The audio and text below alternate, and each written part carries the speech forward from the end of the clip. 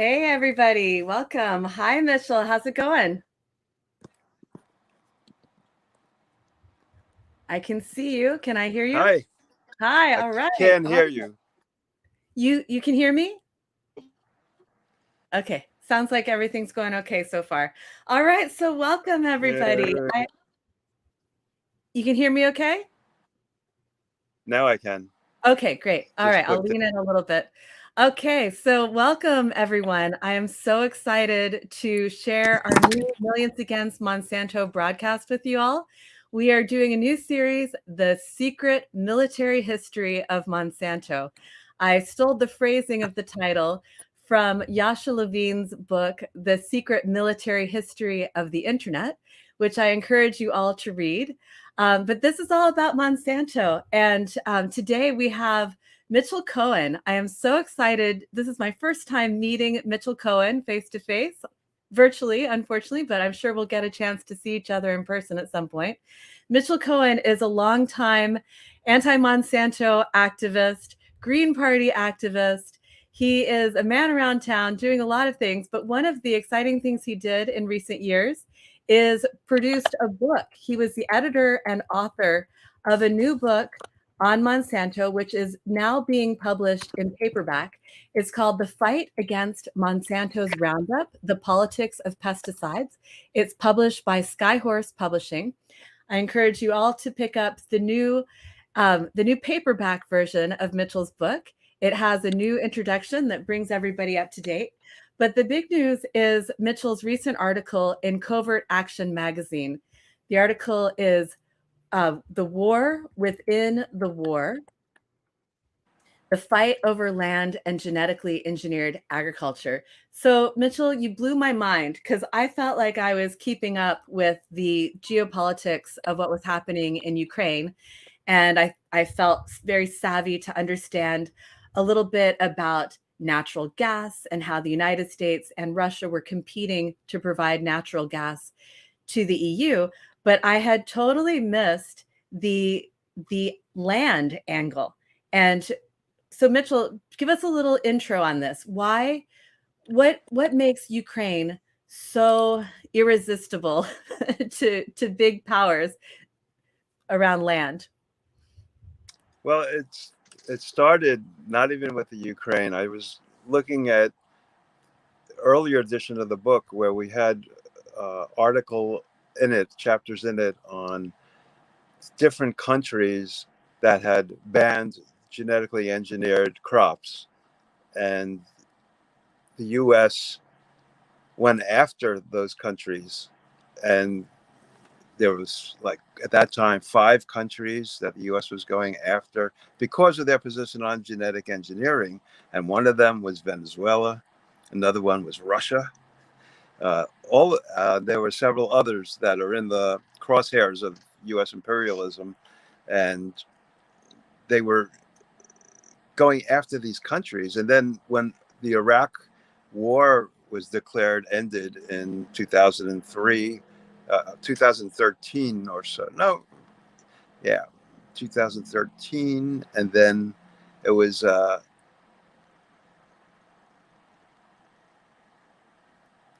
L. Paul Bremer was the viceroy appointed by the U.S., and he put in place an edict which mandated, in resolving the war, I guess it was 2003. Was that long ago, really?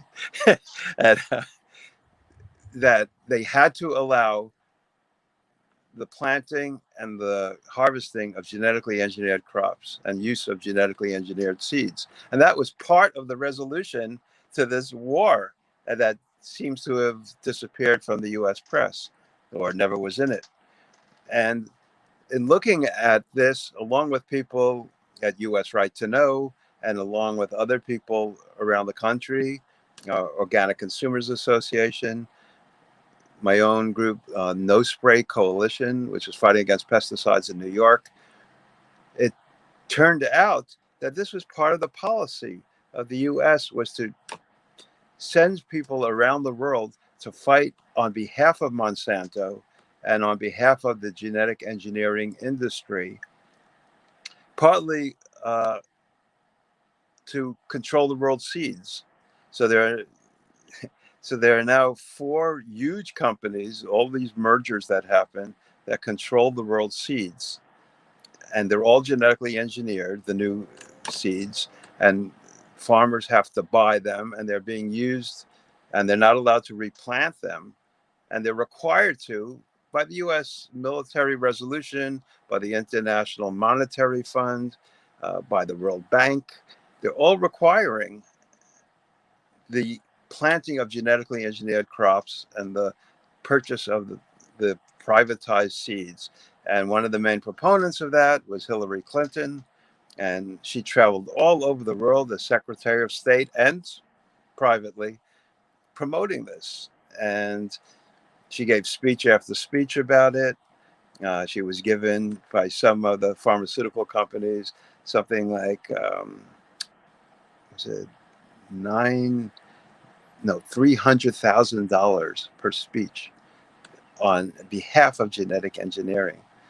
And it was just wild. Bernie Sanders tried to bring that up in his the primary with her 5 years ago now, or 6 years ago. And, you know, they didn't pick up that aspect of it. And I think they should have done a better job. They just picked up that she was being paid all this money for speeches, but didn't say what the speeches were about. And that's partly what the speeches were about, was the promotion of genetically engineered crops, seeds, planting, Monsanto. So when I started looking at the war with Ukraine and Russia, both of which are huge wheat producers and other grains as well, I don't believe that wheat has yet been successfully, well, they are working on genetically engineered wheat, but I don't think it's out there yet. I'm not sure about that. But in terms of corn, in terms of soy, in terms of a lot of the other grains that are grown, that's part of what the control of the land, use of the who's growing the grains, what seeds are being allowed to use, what's being marketed. So I was thinking, like, what's really going on here? Like, how does this tie in? And then I started looking at some of the Russian laws that passed in 2016. And I had started writing about that in the first edition of the book. And I decided that, in light of the war going on, I should look up more about this. And it turns out that Russia in 2016 passed all these laws declaring organic, not allowing genetically engineered crops or seeds, banning Monsanto, which was trying to get a foot in the door in Russia and the huge Russian wheat fields and crop fields. And that became a part of it. So I knew about how the US had been, and the IMF, and NATO, trying to fight over who controls the energy pipelines that go through the Ukraine from Russian fields to Europe. And that was in 2014, and that was huge fights over that. President there was thrown out or left office over that. They were in Ukraine, and they were, that was a huge battle. And the same thing looks like it's happening around use of the land and what kind of crops are planted. Now, was President Putin, it's funny, nobody ever calls him President Putin. They say the regime under Putin, even though he was elected, but all right, declared for organic and declared for no GMOs, and it passed the Duma, the equivalent of the Congress here. But why was he doing that? Was it out of a real belief? I don't believe so, but you never know. I don't know what's in people's heads, but they certainly wanted to compete with the US, just like they were doing over energy. Who's supplying the energy to Europe? Well, now who's supplying the food to Europe? Europe has these stricter regulatory laws on whether you could bring in soy or other crops, corn, that were genetically engineered. And Monsanto was trying to get its foot in the door, as I said, into Russia. And so, but Russia ended up, I lost my train of thought. Sorry, I know it's a live stream and I'm not supposed to say that. But No, this is fantastic. That's a great background, because I was just going to take you straight to Ukraine, but it is really important to realize that the United States military and Monsanto have been coordinating very closely. When the US military comes in, the US Secretary of State comes in, they rewrite the laws, and all of a sudden these countries that were opposed to GMOs and opposed to Monsanto and opposed to private land ownership and corporations taking over agriculture, all of a sudden they're open for business for Monsanto. So Ukraine certainly wouldn't be the first time. well, that was the other facet. Sorry. Ukraine had been having huge demonstrations over from 2013, 2014, all the way through against the privatization of land.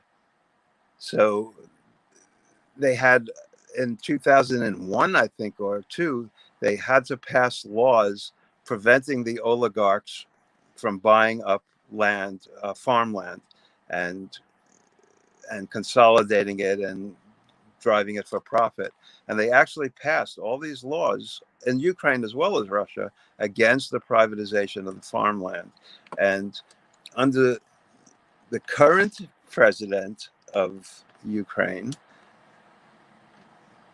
Zelensky, before Russia went into Ukraine, for 3 or 4 months before, passed reversed those laws that were protecting the farmland from being consolidated under the oligarchs and the billionaires.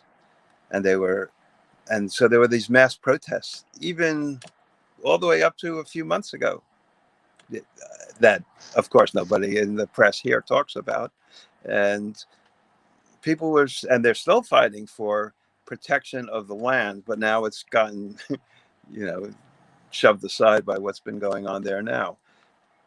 But that's part of the struggle too, is that the people are struggling to hold on to their commons and control over the type of food and crops that are planted and grown and reaped. And the U.S. military is trying to, and I mean, the U.S. military does the bidding of the U.S. government, now in control sort of the executive branch of the Democratic Party. And I think both parties are equally culpable in this. It's not a question of Democrats or Republicans. It's a question of control and privatization. And of course, money is always there, profits. But even more than the profits, it's about who controls for the future. So that's part of what's been going on now. And there's a fight still going on. And it's also going on inside Russia as well. Right. So it's now that, so this was all up until 2016 and 2017 and 18, Monsanto was banned in Russia, and it was not in the Ukraine either until lately. But recently, there are reports that I have in the book that, actually not in the book, in the article, that Monsanto was able to open up a plant inside Russia. And I don't understand, that's the next step in this, how it was allowed to happen given the laws that existed, or what maybe it's what the Monsanto plant is actually producing or not producing. But these things have a way of going to whatever Monsanto wants, Monsanto gets. So, and now Monsanto is owned by Bayer, right, our friendly aspirin company. This is Nazi history. We'll cover that too in this. Oh, what do you mean it's not the history? It's such a nice company. Bayer, they end headaches. It's great. Uh, So, yeah, you had some really interesting details about the opening of the Monsanto the Monsanto plant in the Kirov region. You said that okay, so the governor of that region was Nikita Balik, mhm. and he was the one who brokered this deal, and then he was arrested in 2016, and since then he's been serving an 8-year prison sentence for accepting a large cash bribe. Did that did did that have anything to do with Monsanto, or was that totally I do not know.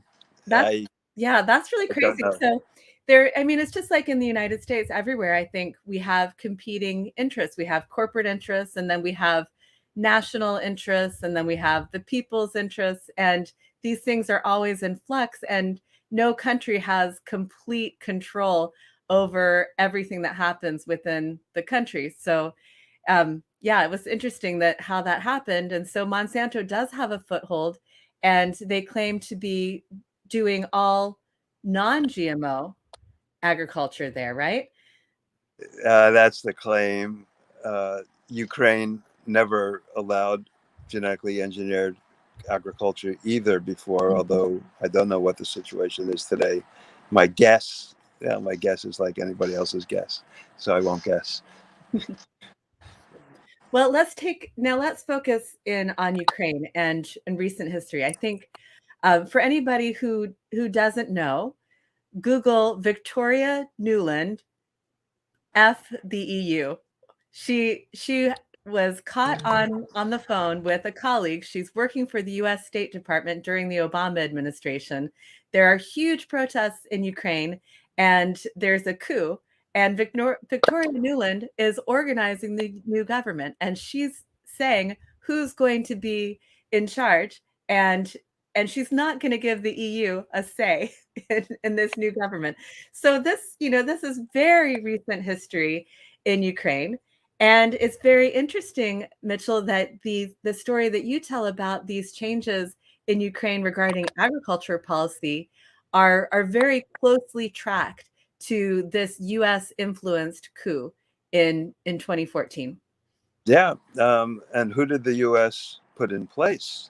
They sanitized these literal fascists, literal Nazis, World War II Nazis, and placed a few of them into the government. So they were in 3 or 4 key positions in the government in Ukraine, installed by the U.S. and the coup that took place. They weren't all Nazis. They were like high intensity businessmen, usually men, and but the Nazis were actually running different facets. And so when you think about that, after World War II, the U.S.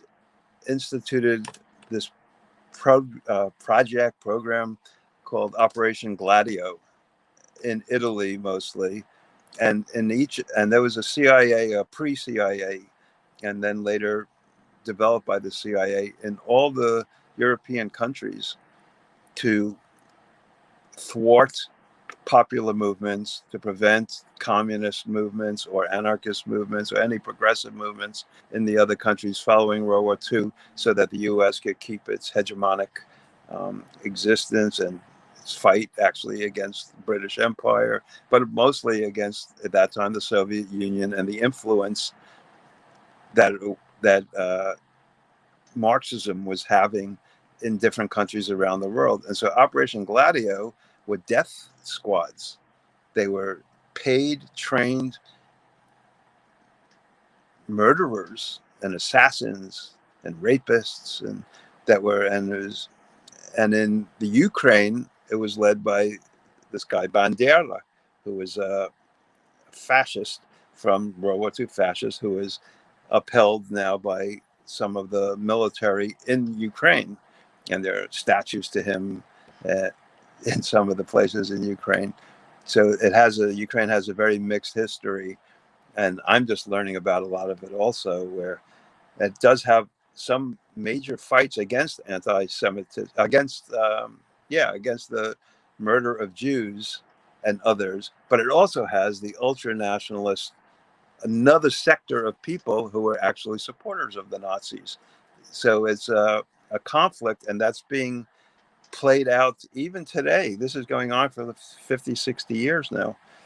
And it's played out with the help of the United States on the side, sadly, of the Nazis, as if the U.S. and that score is just taking over, and that small section where Hitler left off and who he supported, and not in the overt murder of Jews, but the question of Nazism means something different in Russia and the Ukraine than it does in the U.S. In the U.S., we think of the Holocaust, we think of the gas chambers, we think of the murder of Jewish people because they were Jews, the roundup of people, the Diary of Anne Frank stuff. That's how we think of it, and that's indeed what happened in Germany and in Poland and in other countries around them. But in Russia, they think of what they mean by Nazis, the 20 million Russians who died fighting in World War II were killed by the Nazi invasion of Russia. And with the help of U.S. corporations, I might add, with the help of Ford Corporation, who built GM, they actually built tanks for the Nazis. And it was, and the U.S. is actually still, this is not in the book or in the article, but the U.S. is actually still paying reparations to some of those corporations who were building tanks for the Nazis when they accidentally bombed those factories. The U.S. bombed, and this was testified to before Congress. I wrote a lot about that, like 20 years ago or so, and I should have included it. Maybe I'll update it with all that information. But so when Putin says that they're fighting against the Nazis, it doesn't only mean when the U.S. says, well, they're not killing Jews. What are they talking about? Zelensky's Jewish, right? It's not about Jews for them. It's about the invasion of their country and the mass murders that took place. And on a smaller scale, that's what's happening now in the Ukraine as well, where sectors of the military form themselves into overt Nazi battalions. And you can see some of the horrible tortures that they did on captive when they captured Russian soldiers. I mean, it's all over the net if you look for it, where they violated the Geneva Accords totally, and how you deal with prisoners of war. There are pictures, I mean, videos of them handcuffing the prisoners, and when they're handcuffed, shooting them in the legs, not taking out their kneecaps or other parts of the legs, and they're just horrible. And if you really don't want to sleep for a week or two, you should watch these videos. And that's part of what people in the actual citizenry in Ukraine, in the eastern part of Ukraine, were up against. It was more progressive area in some ways, more aligned with Russia and with previously with the Soviet Union. And that's where these Nazi battalions were operating. And it's just a horror to see. So that's a real thing. Whether that's justifies sending in troops and invading a country, that's a whole nother question, right? But it shouldn't be minimized. It shouldn't be said, oh, no, that's not true. That's ridiculous. It's not. It is true. What you do about it is a different question, but that's part of what we're up against, right? Yeah, that's a very important piece of this story. And you published your article about Monsanto and Ukraine in Covert Action magazine. And if anyone listening if this Nazi history of Ukraine and current Nazi political activity in Ukraine is news to you, please go into the Covert Action magazine website and just do a search for Nazi Ukraine, and you can learn a lot more about this history. We also have a program that Bruce Gagnon did for the Catholic worker here in DC for the Dorothy Day Catholic Worker House. And we have that recorded on our Rockfin channel. So that's another good source. Mitchell, do you know Bruce Gagnon? Yeah, he's great. Yeah, he's Really doing great really good work person. on this. Yeah. Yeah. So let's go back to your article. And you mentioned earlier the International Monetary Fund. And Yeah. so give us a little background on that. I came up as an activist in the like 2000 when right after the World Trade Organization protests in Seattle, and then there was a big protest here in DC against the International Monetary Fund and the World Bank.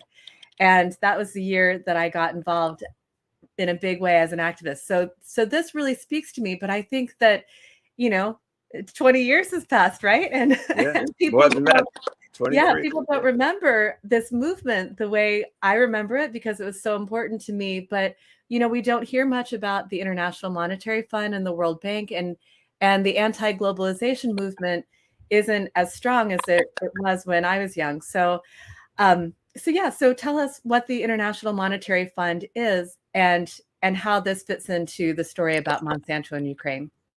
Well, I was trying to think before of where I knew you from, because I think I knew you from somewhere. And maybe it was in Seattle, because I was there also. And No, I wasn't there. I was finishing law oh, school, but it was something I was definitely excited right, about, and I'm so right. happy that you were able to be there. Yeah.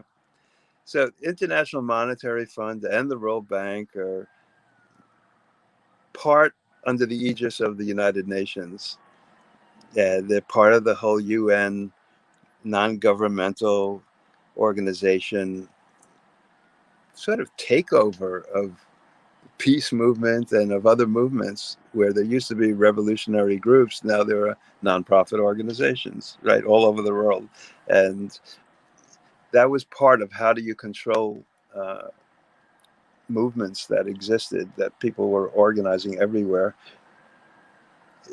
You don't have to always just shoot them down. You just take them over. You just set up a new structure, just like we're trying to set up a new structure, a parallel structure, of dual power. Well, they weren't really dual. They were just extending the existing power into nonprofit organizations, and the IMF and World Bank were essential to doing that. And the IMF is a private group, almost always headed by the United States or whoever the US appoints, and it loans money to all sorts of movements or other groups and governments around the world. And by doing that, they control what those entities do. So if they say, well, we'll give you $8 billion, we'll consider giving you an $8 billion loan, and maybe we'll forgive it down the road to Ukraine, which is what happened. Or there was another one for 17 billion earlier, but you have to allow Monsanto in, and you have to allow the planting of genetically engineered crops, and you have to do this or that with regard to the energy flows, and not allow the pipelines to be run by Russia, and have to put in different pipelines or get the energy from somewhere else.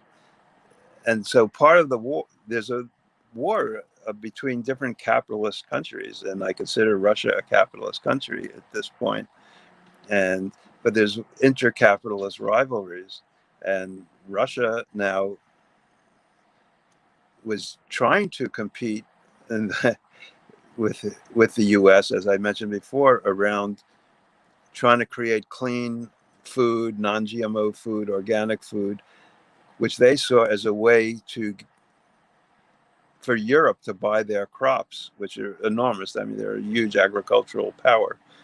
And the U.S., of course, is trying to break the blockade Monsanto has on, not a blockade, break the laws that pertain to genetic engineered crops, to hormones, to adulterated food that we know and love so well here in the United States. But once it looks like to me that Russia decided to turn, once the U.S. really had these sanctions put in place, and a lot of Europe went along with the sanctions. By the way, Africa didn't go along. African countries, Latin American countries didn't go along. Many Asian countries didn't go along with the sanctions, but Europe did most of it. And so now, so Russia looks like decided, well, we're going to turn to China, which is a 10 times larger market than, and okay, that's what we're going to have to do. And so, and China does not have the type of requirements for non-GMOs or pesticides, use of pesticides. And so it looks like that they made that deal that Russia did, and they were forced. They weren't really forced. They decided to do that as a way of responding to the sanctions. And so that's what was wrought. So what was your question again? Well, no, that's very good. That's really good background on the International Monetary Fund and how it functions. I think a lot of people, since, people who live in the United States, we don't realize that other countries don't have the same power that we do to print money and control our own economy. So this is, that's in a bigger sense, the broad impact of the International Monetary Fund and the World Bank is controlling how countries, supposedly you would think that a country would have the right to choose how they spend their own money, but they don't. Why would you think that? They don't have a right to choose anything else. Yeah, I guess not. Yeah. But that was certainly a big shock to me to learn that. And it has, you have to constantly remind yourself of it, especially during COVID. It's like the US, we shut down our economy, but we were able to pump trillions of dollars into that shut down economy through, the power of Congress and the power of the Federal Reserve, and other countries don't get to, because if they borrow money from the IMF, as you said, puts all of these restrictions on how they operate. They can determine the laws of the country. They can determine the spending. They can But even determine. take that a step further, and Yeah. that if you look at Gaddafi in Libya, why was he murdered, and when? And it was right when he was declaring that he was going to try to set up an alternative currency so that they weren't depending on the US dollar anymore. And he was organizing different local countries to be part of that consortium. And he was murdered. If you look at Saddam Hussein, same thing. Saddam had proposed, and these were both creatures of the United States. Saddam was put in power originally by the CIA, and people forget that too. But at some point, things happened where he bit the arm of his master, and so he was, and the war happened right. Oh, the war happened. The U.S. went in there and bombed the hell out of that country when he was trying to create an alternative currency to the US dollar on the global market. Right now, that's what Putin has declared. Putin is and Russia and China together may be big enough to actually affect this, to make this happen.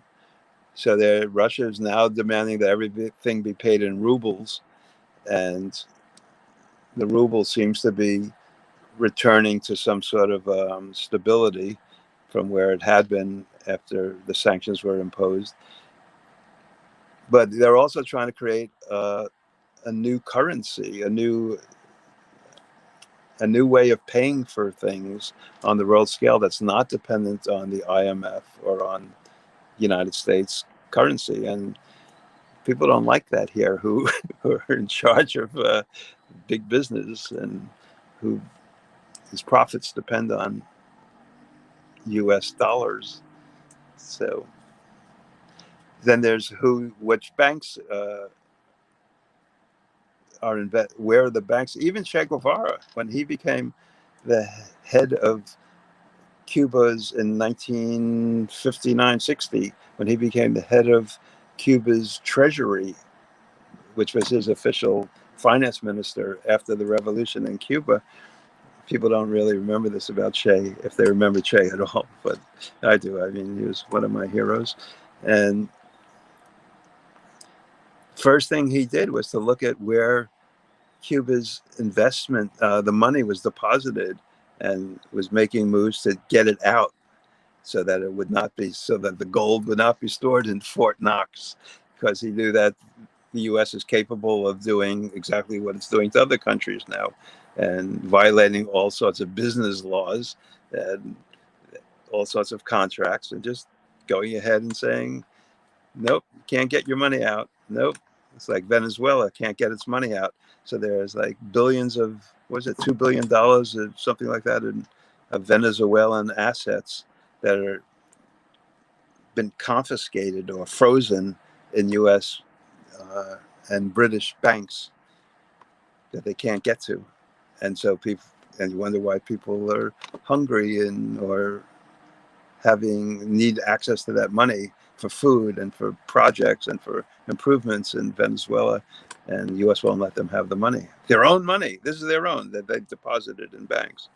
So that's how. So that's another aspect of all of this, is how the control of the money and of the control of where the money is deposited helps to control other countries and what they do, and what makes them desperate, and then the U.S. can move in with its different political forces, and as well as the IMF type of approaches. Yeah, so according to your article, this is what happened in Ukraine. You cite a report from 2014 in The Ecologist, and you say that while some in the United States understand that the 2014 political battles in Ukraine were over the expansion of NATO and control over energy pipelines to Europe, there was and still is an equally large but hidden global battle over genetically modified grains, land ownership and usage, and food pipelines.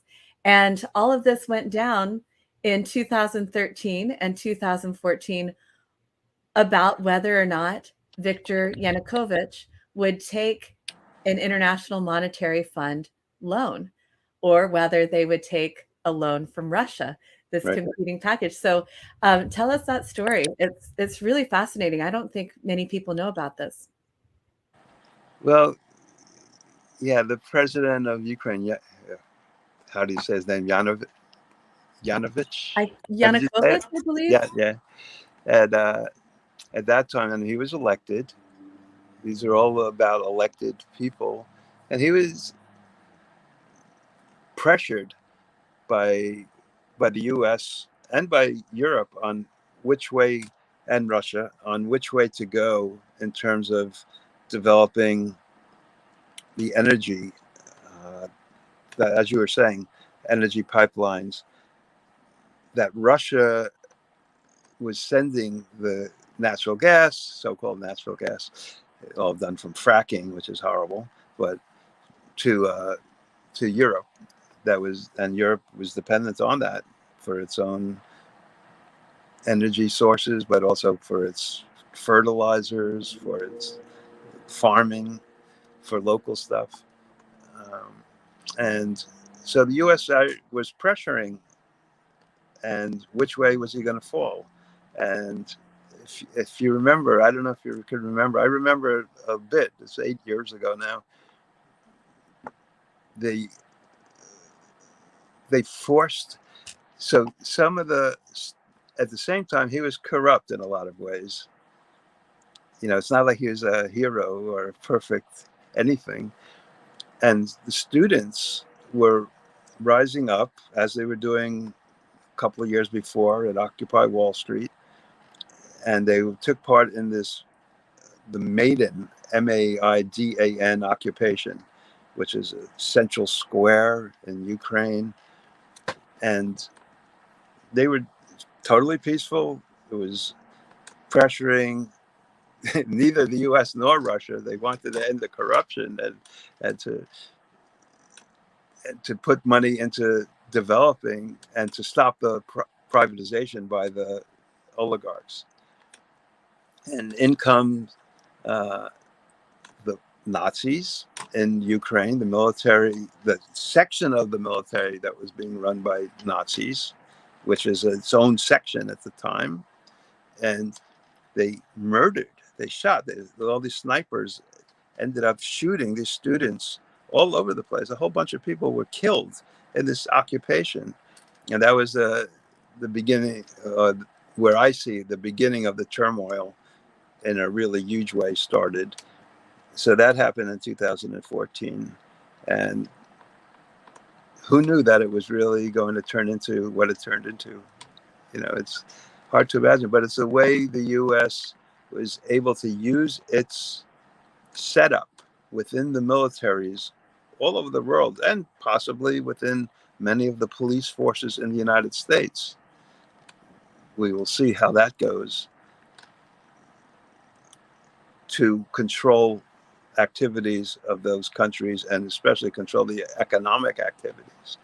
So that's what the U.S. is about, right? That's what Hillary Clinton, and Victoria Nuland, who is a protege of Hillary's, and what are they doing? Traveling all over the world, bolstering these things. Why? Why was Biden? What was Hunter Biden? I know it's not good for a leftist progressive like myself to ask, to question the Hunter Biden and the Democratic Party, so-called progressive memes here. But really, what the hell was he doing there? Why was he there? And why is it all suppressed? And why are we not getting any of that information? And how does that tie into anything at all that happened later? And we're not allowed to talk about that. And that's a big problem. Yeah, it's absolutely insane. I mean, I feel like that's a huge issue for the Democratic Party, and I feel so What did ashamed. they all vote for? Yeah. The war credits. They all voted for, all AOC. Yeah. I mean, yeah, and the whole squad. And Bernie Sanders. They Mhm. all voted for these billions of dollars to go to war machine. $100 million a day for weapons for Ukraine, for one small country. It's pretty insane. And yeah, it's crazy that we don't have more of a debate around this. So let's go back to what you were talking about around this 2014, 2015, oh no, 2013, 2014 period in Ukraine, where so you write this story here in your War Within the War article on covert action. You write, in late 2013, the then president of Ukraine, Viktor Yanukovych, rejected a European Union association agreement tied to a $17 billion International Monetary Fund loan, whose terms are only now being revealed.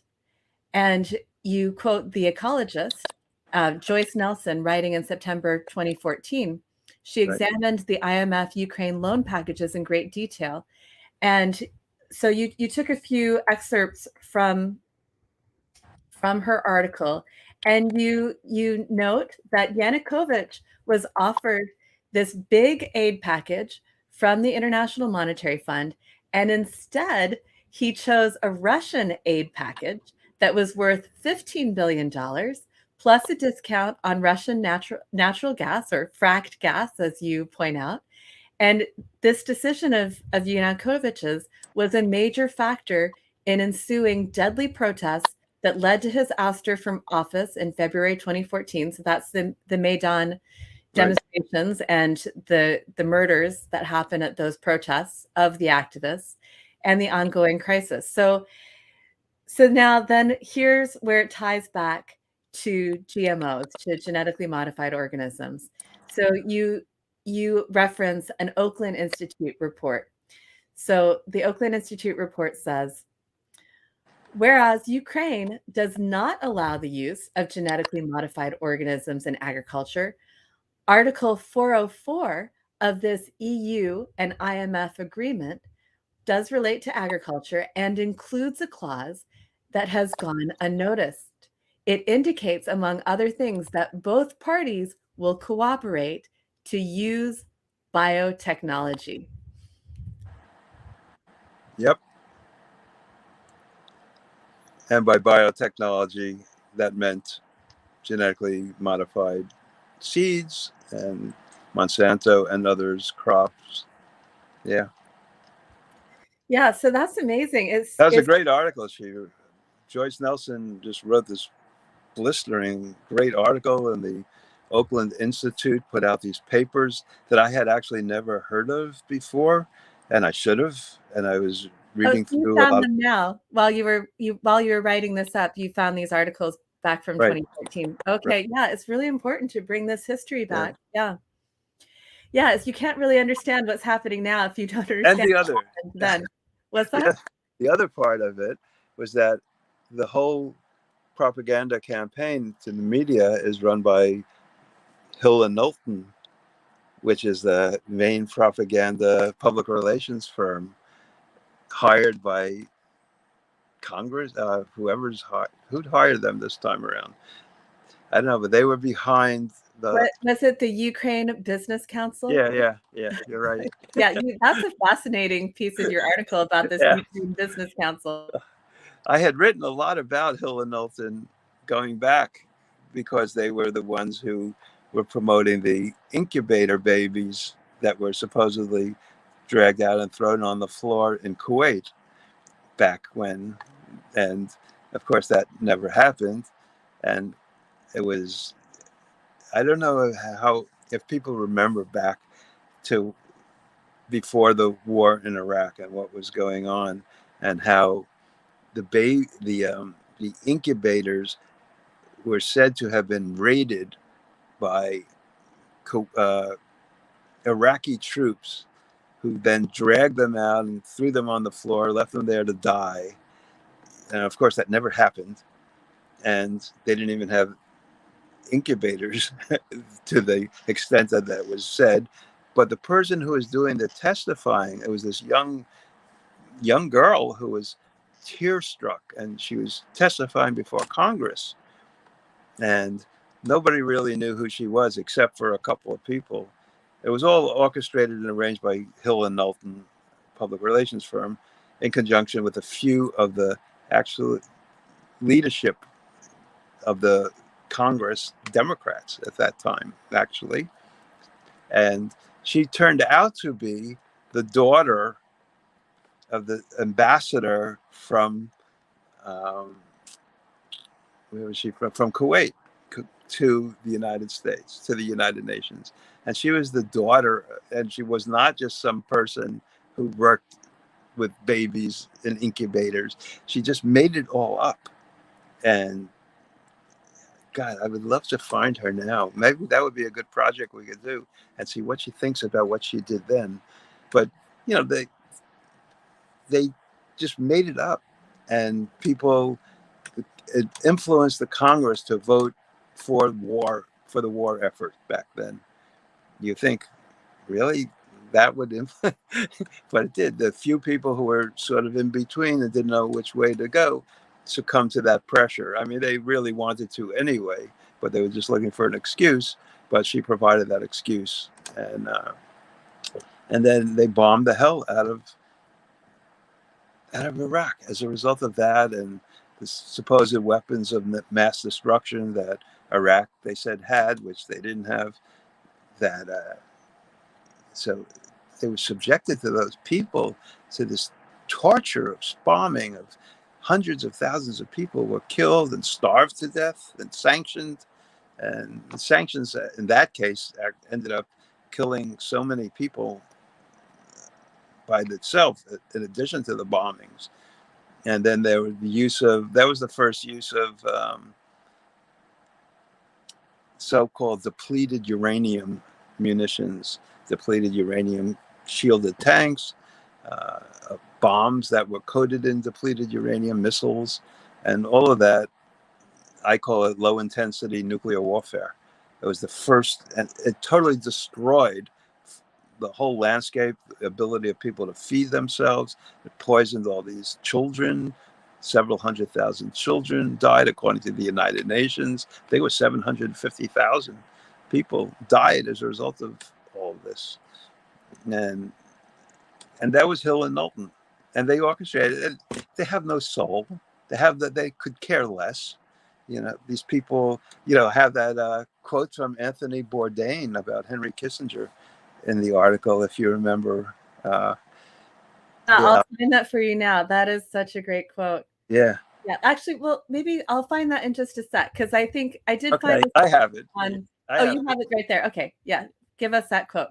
Okay, so Anthony Bourdain was a chef, a real famous TV chef, right? And he had his own shows, and he ended up dying a few years ago, and he was fairly young. He just died. And the quote is in the context of Henry Kissinger, Henry Kissinger was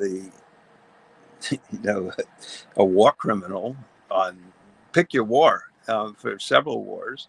And Kissinger was the author of much of U.S. foreign policy, who portrayed American aid, as I wrote, this way. He said, to give food aid to a country just because they are starving is a pretty weak reason. That's Henry Kissinger's quote. In other words, he saw that the U.S. needed to use food policy in order to control other aspects, to be used as a weapon, and to control other aspects of life in the areas that the food was being given to. And so you have genetic engineering feeds right into a lot of that. But anyway, so Bourdain wrote in his book, just found it by accident, just searching around.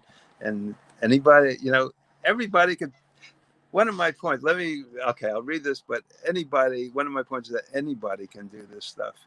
We need to look, you just need to be able to put things together and figure out the framework in which this is taking place. And if you start with the framework of, well, the U.S. is really out to protect people's rights, and it's just unfortunate that this happened, it's just a bad thing that happened, then you're never going to understand what's going on. It's just not, we're living in a murderous country run by capitalist thugs and murderers. I'm not saying that the people of the country, I'm not talking about that. I'm talking about who is running the country. The ruling class that's running this country could care less about people's lives, even at home or abroad. It doesn't matter. So Bourdain, thank you for letting me go off early in the morning here. He said, once you've been to Cambodia, you'll never stop wanting to beat Henry Kissinger to death with your bare hands. You will never again be able to open a newspaper and read about the treacherous, prevaricating, murderous scumbag sitting down for a nice chat with Charlie Rose, or attending some black tie affair for a new glossy magazine without choking. Witness what Henry did in Cambodia, the fruits of his genius for statesmanship, and you will never understand why he's not sitting in the dock in The Hague next to Milosevic. I never expected that from Anthony Bourdain. I had no idea that he thought that way. It was pretty wild to find that. Well, and tell us what Henry Kissinger did to Cambodia, because I think that not everybody knows that. I've got the book here by Christopher Hitchens, The Trial of Henry Kissinger, but it's a slim volume. I don't think it has every single one of Henry Kissinger's crimes in it. Good book. Among other things, Kissinger extended the war against Vietnam, the bombing in 1970, to bomb the hell out of Cambodia and destroy all Angkor Wat's temples, world famous temples, poisoned their food for millennia, probably, the rice paddies, and just destroyed, and extended the U.S. aggression from Vietnam into Cambodia and also into Laos. And that was part of what we're dealing with here in fighting against U.S. imperialism. And Kissinger is now seen as a sort of, I don't think anybody loves him, but he's sort of accepted when he condemns what the U.S. is doing, what the U.S. is doing with Ukraine and NATO. Kissinger thinks that NATO should not be eating up countries around Russia, and for the wrong reasons, of course. It's not moral reasons. He just thinks it'll end up in a huge war, which it might, and also he has investments in various places as well, as does his friends. So, but when I was younger and going through the Vietnam War period when I was in college, and Kissinger was like enemy number one, even worse than Nixon, worse than he was just a horror. He did things not for any moral reason, even, but all policy and moving these pieces around, manipulating this, manipulating that, killing. I mean, there were under Kissinger and before that under McNamara, who was a Democrat, there were how many? 3 million people murdered and killed in Vietnam by the U.S. forces. And if you think, we'd run past these numbers are, so figure it was 4 times the number of people that are said to have died worldwide in the U.S. from COVID were killed by the U.S. in Vietnam alone, and poisoned their rice paddies. Poisoned it, by the way, as they're doing again in the country of Colombia with Monsanto's Agent Orange, and just the connections run so deep. So you have Monsanto and Dow and DuPont responsible for making Agent Orange, which not only poisoned all the rice paddies in Southeast Asia, but also the U.S.'s troops as well, the soldiers who were there, working class people who were forced to go there. And they were poisoned for the rest of their lives. Now they're doing that right now in the country of Colombia, and to take down, it's a giant herbicide, but totally poisonous to people as well, for Coca-Cola and to take over the land, to wipe clean, to wipe out all life in the land in which it's sprayed, in the jungles and the forests, so that they could be used to plant cash crops and genetically engineered crops in those countries. So you have Monsanto's Agent Orange used to wipe out forests so that the land could be cleared, so that the same company can go in and plant, or forced to be planted, its own product of genetically engineered seeds. And then when people get cancer and huge illnesses from all of this, they and their similar pharmaceutical companies involved then make the so-called cure for the cancers that you're getting, the treatments. So what a system. They poison you, they build the wall for you to bang your head against, and then they sell you the products that you need, or that are used, whether you need them or not is something else, that are used to treat the illnesses that they are causing. Wow, that's powerful, Mitchell. We're going to take a pause in our broadcast. We'll continue on Rockfin, but we're going to close here on Facebook. We agreed that we would broadcast for 1 hour on Facebook, and we've kept to our time. So Mitchell, if you have a few more minutes, we could continue our broadcast on Rockfin. Are you good with that? Sure. Awesome. All right. Well, thank you so much for our Facebook audience. And thanks to Organic Consumers Association for all the incredibly great work that they're doing for years and years. So much appreciated. Oh, you're very kind, Mitchell. All right. Well, thank you to our Facebook audience. Please read Mitchell's article at Covert Action Magazine, The, the War Within the War, the fight over land in Ukraine. All right. And we will continue this conversation on Rockfin in just a moment. Thanks.